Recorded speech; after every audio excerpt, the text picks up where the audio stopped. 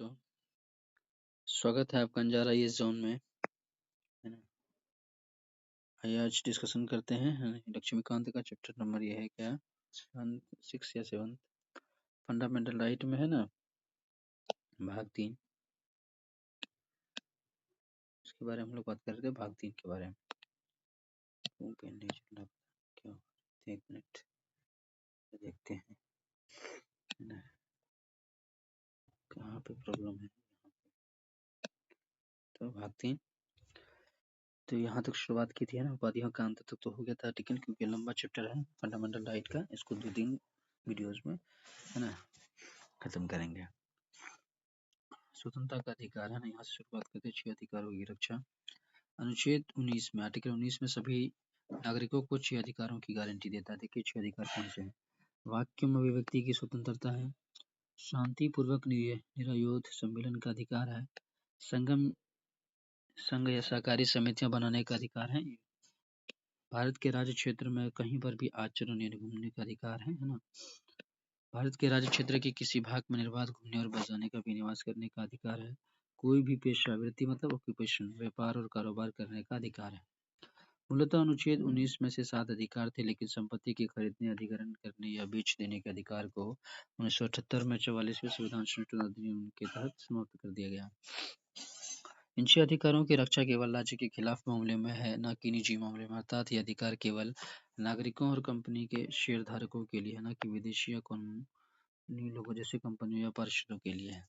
राज्य इन 6 अधिकारों पर, इन 6 राइट्स पर, है ना, अनुच्छेद 19 में उल्लिखित आधारों पर उचित प्रतिबंध भी लगा सकता है। तो किस तरह का है ना, एब्सोल्यूट नहीं है ना, तो इस पर रेस्ट्रिक्शन भी है। वाक्य में व्यक्ति की स्वतंत्रता के बारे में दिया है यहाँ पे, देखिए आप, सारे अधिकार है यहाँ पे।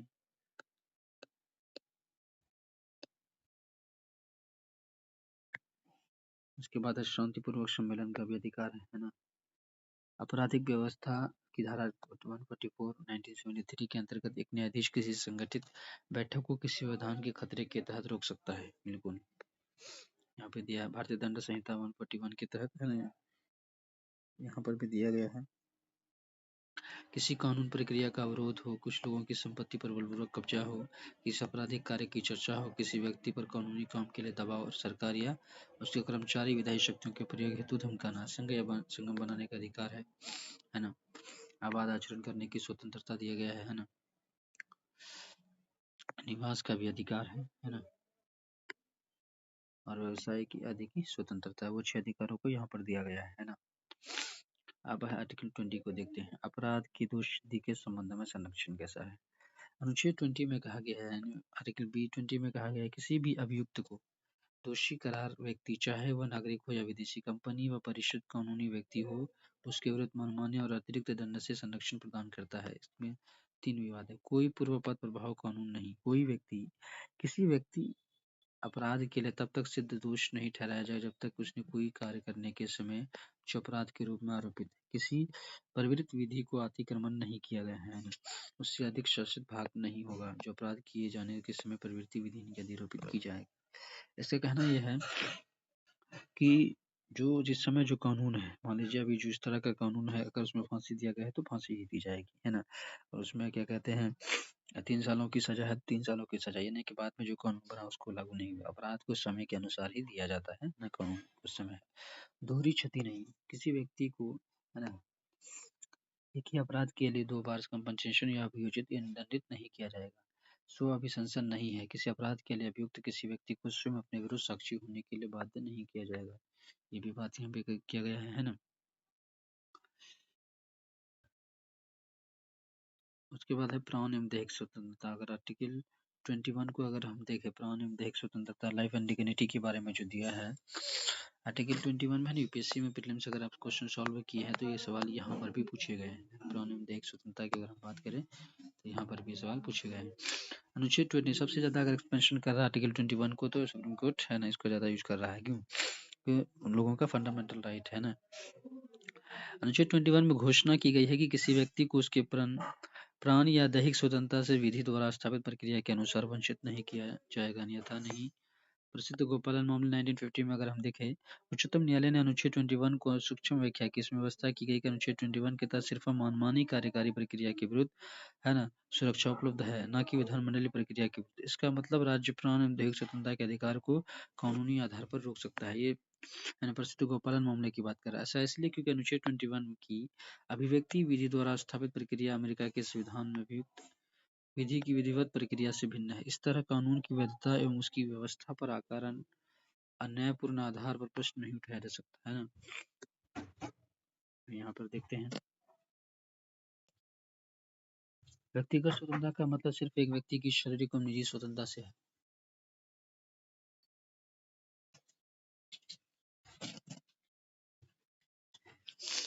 लेकिन है ना, मेनका गांधी मामले में अगर हम देखें 1978 में उच्चतम न्यायालय ने अनुच्छेद 21 के तहत गोपालन मामले में अपने फैसले को पलट दिया। अतः न्यायालय ने व्यवस्था दी कि प्राण और दैहिक स्वतंत्रता को उचित एवं न्यायपूर्ण मामले के आधार पर रोका जा सकता है। इसके प्रभाव अनुच्छेद 21 के तहत सुरक्षा केवल मनमानी, है ना, कार्यकारी उपलब्ध नहीं बल्कि विधानमंडलीय क्रिया के विरुद्ध भी उपलब्ध है। इस तरह से किया गया है। फिर देखिए, तो आर्टिकल 21 को है किस तरह से एक्सपेंशन किया गया है सुप्रीम कोर्ट के थ्रू, है ना, क्योंकि फंडामेंटल राइट है। मानवीय प्रतिष्ठा के साथ जीने का भी अधिकार है। अगर हमारे साथ कोई किसी तरह का गलत व्यवहार करता है तो बिल्कुल आप कोर्ट जा सकते हैं, क्योंकि हमारी जीवन जो है वो मानवीय प्रतिष्ठा, एक रेपुटेशन है, एक डिग्निटी के साथ जिंदगी जी जाती है ना। स्वच्छ पर्यावरण, है ना, अभी दिल्ली में पोल्यूशन है, बार बार सवाल से, है ना, सरकार से, है ना, क्वेश्चन किए जा रहे हैं, प्रश्न उठाए जा रहे हैं, तो सरकार कुछ बोलने को ही तैयार नहीं है ना। जीवन और रक्षा का अधिकार, निजता कार्य, राइट टू प्राइवेसी को आर्टिकल 21 के तहत दिया गया है। आश्रय का अधिकार, स्वास्थ्य के अधिकार, 14 वर्ष से कम तक निःशुल्क शिक्षा का अधिकार भी है। निःशुल्क कानूनी सहायता अधिकार है। अकेले कारावास में बंद होने के विरुद्ध भी अधिकार है। त्वरित सुनवाई, स्पीडी ट्रायल का भी राइट्स है। हथकड़ी लगाने के विरुद्ध भी अधिकार फंडामेंटल राइट्स में 21 के तहत आता है। देर से फांसी के विरुद्ध भी अधिकार, अमानवीय व्यवहार के विरुद्ध अधिकार है, विदेशी यात्रा करने के अधिकार है, बंधुआ मजदूरी करने के अधिकार, ये सारे है ना, सार्वजनिक फांसी के विरुद्ध अधिकार, अवसर के अधिकार, धार्मिक विकास का अधिकार, ये जितने भी अधिकार है ना, ये क्या है, देखिए प्रतिष्ठा का अधिकार, सूचना, राइट टू आरटीआई इसीलिए आया था ना। ये क्या है, एक्सपेंशन कर रहा है आर्टिकल 21 को, कौन, सुप्रीम कोर्ट, है ना, क्योंकि फंडामेंटल राइट है। शिक्षा का अधिकार, यहाँ पे देखिए 21 के ए में जोड़ा गया 6 से 14 वर्ष की उम्र के बच्चे, है ना, कौन सा संविधान संशोधन के अधिनियम, कॉन्स्टिट्यूशन अमेंडमेंट एक्ट 86 2002 में किया गया है।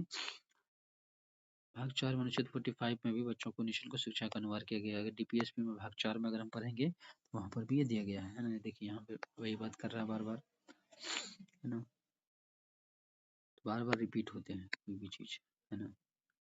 देखिए 21 ए के तहत संसद ने निःशुल्क अनिवार्य शिक्षा के लिए आरटी, राइट टू एजुकेशन 2019 में अधिनियमित करने के लिए किया गया था।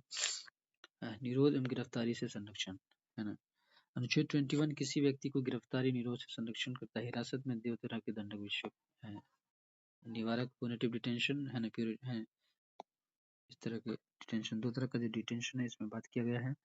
अनुच्छेद 20 का 2 भाग है। पहले साधारण कानूनी मामले से संबंधित, जबकि दूसरा निवारक मामले से संबंधित है। दोनों तरह के हिरासत में रखे गए। क्या कहा गया जरा देखते हैं। अनुच्छेद 21 का पहला भाग उस व्यक्ति को साधारण कानून के तहत हिरासत में लिया गया है। गिरफ्तार करने के आधार पर सूचना देने का अधिकार, विधि व्यवसायी से परामर्श प्रतिरक्षा करने का अधिकार है। दंडाधिकारी मजिस्ट्रेट, जो डिस्ट्रिक्ट मजिस्ट्रेट होंगे उसके सम्मुख 24 घंटे में, जुडिशियल डिस्ट्रिक्ट मजिस्ट्रेट की बात हो रहा है, समय को मिलाकर पेश होने का अधिकार। दंडाधिकारी द्वारा बिना अतिरिक्त 24 घंटे में रिहा करने का भी अधिकार है। सुरक्षा कवच, विदेशी व्यक्ति या निवारक हिरासत कानून के अंदर गिरफ्तार व्यक्ति के लिए नहीं है, है ना। फिर देखिए यहाँ पे दूसरा भाग अगर हम बात करें तो क्या कह रहा है इसमें, व्यक्ति को हिरासत 3 माह से ज्यादा नहीं बढ़ाई जा सकती, तब तक सलाहकार बोर्ड इसमें उचित कारण बताए, है ना। निरोध का आधार संबंधित व्यक्ति को बताया जाना चाहिए, हालांकि सार्वजनिक हितों के विरुद्ध आवश्यक नहीं। निरोध वाले व्यक्ति को अधिकार व निरोध आदेश के विरुद्ध अपने प्रतिवेदन करने के बारे में दिया है। देखिए 44वां संविधान संशोधन अधिनियम 1978 के द्वारा निरोध अवधि को बिना सलाहकार राय के 3 से 2 माह कर दिया गया है ना। उसके बाद देखिए यहाँ पे इसी आर्टिकल 22 के तहत ही बहुत सारे कानून के दिए गए हैं। देखिए निवारक निरोध अधिनियम, है ना, प्रिवेंटिव, है ना। अगर एक्टिव की बात करें हम 1950 में, 1959 में इसको समाप्त कर दिया गया। आंतरिक सुरक्षा, इसको मिसा बोलते हैं, मेंटेनेंस इंटरनल सिक्योरिटी एक्ट 1971 में आया, जिसे मोरारजी देसाई की सरकार में 1978 में जनता पार्टी की सरकार ने इसे क्या कर दिया, खत्म कर दिया गया है ना। उसके बाद यहाँ देखिए विदेशी मुद्रा संरक्षण व्यवसाय निवारण अधिनियम की अगर हम बात करें ना, तो यहाँ देखिए इसको यहाँ पे 1974 में राष्ट्रीय सुरक्षा अधिनियम है ना, नेशनल सिक्योरिटी एक्ट के तहत 1980 के तहत ये भी चालू है। चोर बाजारी निवारण आवश्यक वस्तु पर अधिनियम 1980, आतंकवादी विध्वंसक क्रियाकलाप अधिनियम टाटा है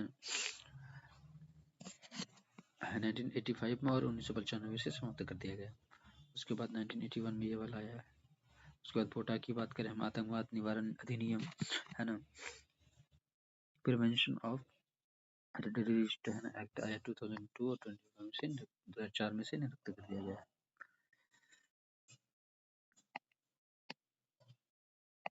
यहाँ पे कुछ दिया गया है। उसके बाद है शोषण के विरुद्ध अधिकार, आर्टिकल है ना 23 से 24 में मानव दुर्व्यापार और बलाश्रम का निषेध किया गया है। आइए देखते हैं क्या है। अनुच्छेद 22 में मानव बलाश्रम इसी प्रकार के अन्य बलाश्रमों के प्रकार भी प्रतिबंध लगाता है। मानव दुर्व्यापार शब्द शामिल है क्या? पुरुष, महिला एवं बच्चों की वस्तु के समान खरीद, महिला और बच्चों के अनैतिक दुर्व्यापार में वेश्यावृत्ति भी शामिल है। देवदासी दास इस तरह के कृत्य दंडित करने वाले को संसद अनैतिक दुर्व्यापार निवारण अधिनियम 1956 बनाया गया है। अनुच्छेद 23 व्यवहार के अलावा बलाश्रम के प्रकार में यहाँ पे दिया गया है। ये देखिए क्या है, इसके तहत क्षेत्रीय जमींदार कभी कभी नौकर उधार लेने वाले से बिना कोई भुगतान निकाय करता है, उसको क्या बोलते हैं? बलाश्रमिक, है ना। इसके बाद यहाँ पे बंधुआ मजदूर अधिनियम 1976 में निषेध कर दिया गया है ना। यहाँ पे देखिए 76 में आया था। फिर कारखानों के बारे में दिया गया है। आर्टिकल 24 में किसी फैक्ट्री अथवा खान में बड़ी संगठनीय गतिविधियों के दौरान निर्माण, रेलवे 14 वर्ष से कम उम्र के बच्चों के नियोजन पर क्या प्रतिबंधित है। बाल श्रम अधिनियम 1986 आया है। प्रथम कारखाना अधिनियम 1948 में है। यहाँ बहुत सारे है ना इस तरह से अधिनियम आए गए हैं। 2000 बाल संरक्षण है ना, चाइल्ड प्रोटेक्शन राइट एक्ट है ना, यहाँ पे दिया गया चाइल्ड कंजर्वेशन राइट्स एक्ट दिया गया है ना। प्रोटेक्शन राइट्स एक्ट 2005 में दिया गया है। 14 वर्ष से कम उम्र के बच्चों में बाल श्रम संशोधन अधिनियम आया है 2016 में, है ना। यहाँ पे देखिए किस तरह से कानून के बारे में दिया गया है। उसके बाद आ जाएगा धर्म की स्वतंत्रता के अधिकार की। अगर हम बात करें, अंतःकरण और धर्म की अबाध रूप से मानने और उपचार करने के बारे में भी आर्टिकल फंडामेंटल राइट्स है 25 में। देखिए अंतःकरण की स्वतंत्रता, किसी भी व्यक्ति को भगवान उस रूपों के साथ अपने ढंग से संबंधों को बनाने की आंतरिक स्वतंत्रता है। मानने का अधिकार, धार्मिक विश्वास और अस्थायी सार्वजनिक बिना है। आचरण का अधिकार है। प्रसार का अधिकार है अपने धर्म के बारे में, है ना। लेकिन यहाँ देखिए इम्पोर्टेंट 25 में दी गई है कि पहली कृपान धारण करने, लेकर चलना सिख धर्म मानने का अंग समझना जाएगा। हिंदुओं में सिख, जैन, बौद्ध सम्मिलित है। धार्मिक कार्यों के बारे में प्रबंध आर्टिकल 26 करता है ना। तो कुछ इसमें कुछ खास है नहीं, ये सारे आर्टिकल धर्म के बारे में खाली याद रखना है आपके पास। 27 में भी यही है, करों से संबंध थोड़ा छूट दी गई है ना।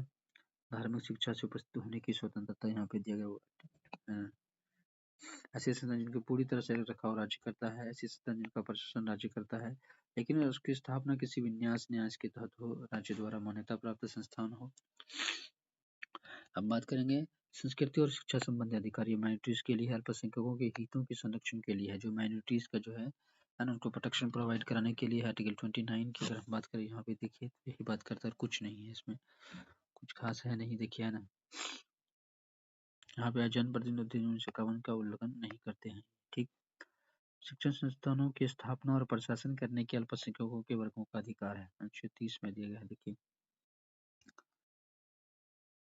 1978 में 44वें संविधान संशोधन अधिनियम द्वारा जोड़ा गया है। इसको सभी अल्पसंख्यक वर्गों को रुचि, शिक्षा और स्थापना का प्रशासन का अधिकार है।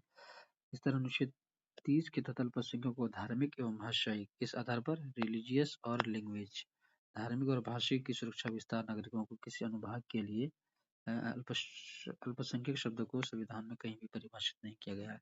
आपको पूछना कि माइनॉरिटी शब्द को क्या कॉन्स्टिट्यूशन में डिफाइन किया गया है, तो बिल्कुल नहीं किया गया है ना। राज्य से आर्थिक सहायता मान्यता लेने वाले संस्थान ऐसे हैं जो राज्य से मान्यता लेते हैं लेकिन उन्हें आर्थिक सहायता प्राप्त नहीं होती है। तो यहाँ पे देखिए दिया गया है। देखिए इम्पोर्टेंट चीज़ है, ये 4 फैक्टर दिया है। अपना शासकीय निकाय हो, गवर्निंग बॉडी हो सकता है, उसके लिए शिक्षा कर्मचारी के लिए तो कर सकता है। अपने पसंद के विद्यार्थी को प्रवेश दिलाने के लिए, अपनी संपदा परिसंपत्तियों के अधिकार को सुरक्षित करने के लिए भी दिया गया है ना। अनुच्छेद 30 के अंतर्गत अल्पसंख्यकों को मिले अधिकार, जो माइनॉरिटीज को जो राइट मिले हैं, केवल बहुसंख्यकों के साथ समानता स्थापित करने के लिए है, ना कि इसलिए कि अल्पसंख्यक जो है, जो माइनॉरिटीज है, वो बहुसंख्यक के मुकाबले अधिक लाभ की स्थिति में रख दिया जाए। अल्पसंख्यकों के पक्ष में किसी प्रकार का ये विपरीत है ना, रिवर्स डिस्क्रिमिनेशनल नहीं है, जिसका सामान्य कानून जो राष्ट्रीय हित है, नेशनल इंटरेस्ट, राष्ट्रीय सुरक्षा, समाज कल्याण, सार्वजनिक व्यवस्था, नैतिकता, स्वास्थ्य, स्वच्छता, कराधान इत्यादि से संबंधित जो सब पर लागू होता है। इसकी बात करता है संवैधानिक उपचारों का अधिकार, आर्टिकल 32 में है, बहुत ही इंपॉर्टेंट आर्टिकल है, यहीं से रीड आपका स्टार्ट होगा, है ना। डॉक्टर अम्बेडकर साहब ने, डॉक्टर भीमराव अम्बेडकर ने 32 को संविधान का सबसे अनुच्छेद बताया, जिसके बिना स्वार्थ संविधान अर्थहीन है। मतलब आप बहुत सारे कहने प्रोविजंस बना दीजिए, लेकिन उसको है ना कोई उसका रिव्यू करने वाला नहीं है, तो बर्बाद है, यही बात कह रहा है आर्टिकल 32 के तहत, है ना। यहाँ पे रीट जारी किया जाएगा, है ना। देखिए यहाँ पे दिया गया है ना, रीट मूल अधिकारों को समुचित करने के लिए रीट 226 के तहत हाई कोर्ट, 32 के तहत सुप्रीम कोर्ट जा सकता है ना। रीट के प्रकार को, है ना। अब इसके बाद है ना, रीट वाली जो प्रकार है, इसको हम आगे देखेंगे नेक्स्ट वीडियो में। मिलते हैं थर्ड, इसके बाद जो थर्ड वीडियो होगा वो फंडामेंटल राइट्स के जितने भी चैप्टर है, मतलब जो भी कॉन्सेप्ट है वो खत्म हो जाएंगे, है ना, कंप्लीट हो जाएगा। मिलते हैं नेक्स्ट वीडियो।